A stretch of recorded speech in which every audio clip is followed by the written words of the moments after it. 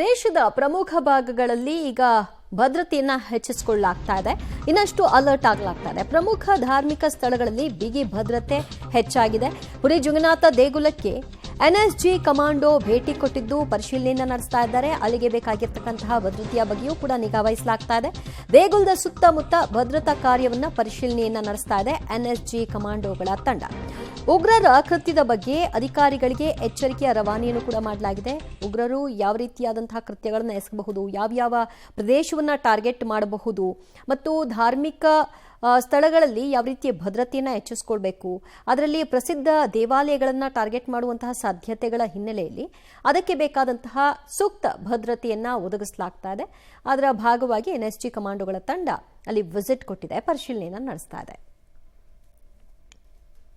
ಮತ್ತಷ್ಟು ಮಾಹಿತಿ ಪಡೆಯೋಣ ನಮ್ಮ ಪ್ರತಿನಿಧಿ ಶಬ್ಬೀರಿಂದ. ಶಬ್ಬೀರ್, ಪಾಕಿಸ್ತಾನದ ಜೊತೆ ಹೊಂದಿಕೊಂಡಿರುವಂತಹ ರಾಜ್ಯಗಳ ಜಿಲ್ಲೆಗಳಲ್ಲಿ ಈ ರೀತಿಯ ಮಾಕ್ ಡ್ರಿಲ್ ಮತ್ತಷ್ಟು ಭದ್ರತೆ ಇದರ ನೆಸೆಸಿಟಿ ಬೀಳಬಹುದು ಅಂತ ಅಂದಾಜು ಮಾಡಲಾಗ್ತಾ ಇತ್ತು. ಬಟ್ ದೇಶದ ಎಲ್ಲೆಡೆ ಈಗ ಅದನ್ನ ವಿಸ್ತರಿಸಿದ್ದಾರೆ. ಯಾವ ರೀತಿಯಾಗಿ ಭದ್ರತೆಯನ್ನ ಕೈಗೊಳ್ಳಲಾಗ್ತಾ ಇದೆ? ಈ ಬಂಕರ್ಗಳ ವ್ಯವಸ್ಥೆ ಎಲ್ಲೆಲ್ಲಿರುತ್ತೆ ಮತ್ತು ಅದರಲ್ಲಿ ಸಿಗಬಹುದಾದಂತಹ ಸೌಲಭ್ಯಗಳೇನು?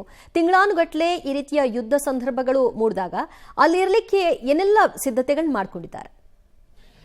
ದಿವ್ಯಾ, ನೋಡಿ, ಈಗ ಯುದ್ಧ ವೈಮಾನಿಕವಾಗಿ ಅತಿ ಹೆಚ್ಚು ನಡೆಯುವಂಥ ಸಾಧ್ಯತೆಗಳಿರುವಂಥ ಹಿನ್ನೆಲೆಯಲ್ಲಿ ದೇಶದ ಯಾವುದೇ ಭಾಗದಲ್ಲೂ ಬೇಕಾದರೂ ಕೂಡ ದಾಳಿಗಳಾಗುವಂಥ ಸಾಧ್ಯತೆಗಳಿದ್ದಾವೆ. ಯಾವುದೇ ಭಾಗಗಳು ಅಂದರೆ ಏನು? ಪ್ರಮುಖವಾದಂಥ ಅಣೆಕಟ್ಟುಗಳು, ವಿದ್ಯುತ್ ಸ್ಥಾವರಗಳು, ನಿರ್ಮಾಣ ಕಟ್ಟಡಗಳೇನಿರ್ತವೆ, ಈ ರೀತಿಯಾದಂತಹ ಗುರಿಗಳನ್ನು ಟಾರ್ಗೆಟ್ ಮಾಡಿ ಧ್ವಂಸ ಮಾಡುವಂಥ ಸಾಧ್ಯತೆಗಳಿರ್ತವೆ. ಹೀಗಾಗಿ ಪ್ರಮುಖ ಪ್ರದೇಶಗಳಲ್ಲಿ ಒಂದಿಷ್ಟು ಎಚ್ಚರಿಕೆಯನ್ನು ವಹಿಸುವಂಥ ನಿಟ್ಟಿನಲ್ಲಿ ಈಗ ಪ್ರಮುಖ ಜಿಲ್ಲೆಗಳಲ್ಲಿ ಈಗ ಮಾಕ್ ಡ್ರಿಲ್ಗೆ ಕರೆಯನ್ನು ಕೊಟ್ಟಿರುವಂಥದ್ದು. ನಾಳೆ ಈ ಮಾಕ್ ಡ್ರಿಲ್ ಕೂಡ ನಡೀತಾ ಇದೆ. ಒಂದು ಕಡೆ ಮಾಕ್ ಡ್ರಿಲ್ಗೆ ನಡೀತಿರುವಂಥ ಸಂದರ್ಭದಲ್ಲೇ ಗಡಿಗಳಲ್ಲಿ ಹೊಂದಿಕೊಂಡಂತೆ ಕೆಲವು ಪ್ರದೇಶಗಳೇನಿದಾವೆ ಅಲ್ಲಿ ಈಗ ಬಂಕರ್ಗಳ ವ್ಯವಸ್ಥೆಯನ್ನು ಕೂಡ ಮಾಡ್ಕೊಳ್ಳಾಗ್ತಾ ಇರುವಂತದ್ದು. ಈ ಹಿಂದೆ ಎರಡು ಯುದ್ಧಗಳಾದಂಥ ಸಂದರ್ಭದಲ್ಲಿ 1965 ಮತ್ತೆ 1971 ನಲ್ಲಿ ಎರಡು ಯುದ್ಧಗಳೇನಾಯ್ತು. ಈ ಸಂದರ್ಭದಲ್ಲಿ ಕೆಲವೊಂದಿಷ್ಟು ಬಂಕರ್ಗಳನ್ನ LOCಯ ಸುತ್ತಮುತ್ತಲೂ ಕೂಡ ಮಾಡ್ಕೊಳ್ಳಲಾಗಿತ್ತು. ಸ್ಥಳೀಯ ಜನರ ರಕ್ಷಣೆಗಾಗಿ ಮತ್ತೆ ಸೇನೆಯ ರಕ್ಷಣೆಗಾಗಿ ಬಂಕರ್ಗಳನ್ನ ಮಾಡ್ಕೊಳ್ಳಲಾಗಿತ್ತು. ಮತ್ತೆ ಇತ್ತೀಚೆಗೆ ಪ್ರಧಾನಿ ನರೇಂದ್ರ ಮೋದಿ ಅವರು 2021ರಲ್ಲೂ ಕೂಡ ಒಂದಿಷ್ಟು ಬಂಕರ್ಗಳನ್ನ ಕೂಡ ನಿರ್ಮಾಣ ಮಾಡುವಂತ ಕೆಲಸಗಳನ್ನು ಕೂಡ ಮಾಡಿದ್ರು. ಸೊ ಈ ಎಲ್ಲಾ ಬಂಕರ್ಗಳು ಕೂಡ ಕಳೆದ 16 ವರ್ಷಗಳಿಂದ ಕೆಲಸಗಳಿಲ್ಲದೆ ಡಿಆಕ್ಟಿವೇಟ್ ಆಗಿದ್ವು. ಯಾವುದೇ ರೀತಿಯಾದಂತಹ ಸೌಲಭ್ಯಗಳು ಕೂಡ ಇರಲಿಲ್ಲ, ಒಳಗಡೆ ವ್ಯವಸ್ಥೆಗಳು ಕೂಡ ಇರಲಿಲ್ಲ. ಸೊ ಈಗ ಆ ವ್ಯವಸ್ಥೆಗಳನ್ನ ಮಾಡಿಕೊಡುವಂತ ಕೆಲಸಗಳಾಗ್ತಾ ಇರುವಂತದ್ದು, ಅವುಗಳನ್ನ ಮತ್ತೆ ವಾಸ್ತವ್ಯಕ್ಕೆ ಸೂಕ್ತವಾಗಿರುವಂತೆ ಸಜ್ಜುಗೊಳಿಸುವಂತ ಕೆಲಸಗಳು ಕೂಡ ಆಗ್ತಾ ಇರುವಂತದ್ದು. ಮುಖ್ಯವಾಗಿ ಕುಡಿಯುವ ನೀರು ಮತ್ತೆ ಆಹಾರಕ್ಕೆ ಸಂಬಂಧಪಟ್ಟಂತೆ ತಯಾರಿಗಳು ನಡೀತಾ ಇರುವಂತದ್ದು, ಅದಕ್ಕೆ ಬೇಕಾದಂತ ವ್ಯವಸ್ಥೆಗಳನ್ನ ಮಾಡ್ಕೊಳ್ಳಾಗ್ತಾ ಇರುವಂತದ್ದು. ಅಂದ್ರೆ ಬಂಕರ್ಗಳಂದ್ರೆ ಏನು ತಿಂಗಳಾನುಗಂಟ್ಲೆ ವರ್ಷಾನುಗಂಟ್ಲೆ ಇರುವಂತದ್ದಲ್ಲ. ಈ ಒಂದು ಸೈರನ್ ಯಾವಾಗ ಬರುತ್ತೆ ಅಥವಾ ವೈಮಾನಿಕ ದಾಳಿ ನಡೆಯುವಂತ ಸಾಧ್ಯತೆಗಳು ಯಾವಾಗಿದೆ ಅಂತ ಗೊತ್ತಾಗುತ್ತೆ.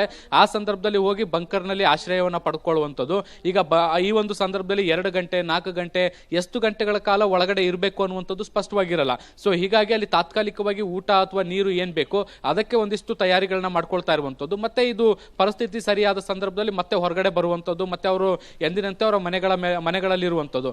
ಮತ್ತೆ ಯಾವಾಗ ವೈಮಾನಿಕ ದಾಳಿಯ ಸೈರನ್ಗಳು ಬರುತ್ತೆ ಆವಾಗ ತಾತ್ಕಾಲಿಕವಾಗಿ ಆಶ್ರಯ ಪಡೀಲಿಕ್ಕೆ ಈ ಬಂಕರ್ಗಳನ್ನ ನಿರ್ಮಾಣ ಮಾಡಿರುವಂಥದ್ದು. ಈಗ ಅವುಗಳನ್ನ ಸಿದ್ಧಪಡಿಸುವಂತ ಕೆಲಸಗಳು ಕೂಡ ಆಗ್ತಾ ಇದಾವೆ. ಯಾಕಂದ್ರೆ ಒಂದ್ ವೇಳೆ ಯುದ್ಧ ಆದ್ರೆ POK ಅಥವಾ LOCಯ ಸುತ್ತಮುತ್ತಲೇ ಅತಿ ಹೆಚ್ಚು ದಾಳಿಗಳಾಗುವಂತ ಸಾಧ್ಯತೆಗಳಿದಾವೆ. ಹೀಗಾಗಿ ಇಲ್ಲಿ ಬಂಕರ್ಗಳನ್ನ ಈಗ ಸನ್ನದ್ಧಗೊಳಿಸುವಂತ ಕೆಲಸಗಳು ಆಗ್ತಾ ಇದಾವೆ. ದಿವ್ಯಾ, ಓಕೆ ಶಬ್ಬೀರ್, ಸಂಪರ್ಕದಲ್ಲಿರಿ, ಮತ್ತಷ್ಟು ಮಾಹಿತಿ ಪಡ್ಕೊಳ್ತೀವಿ.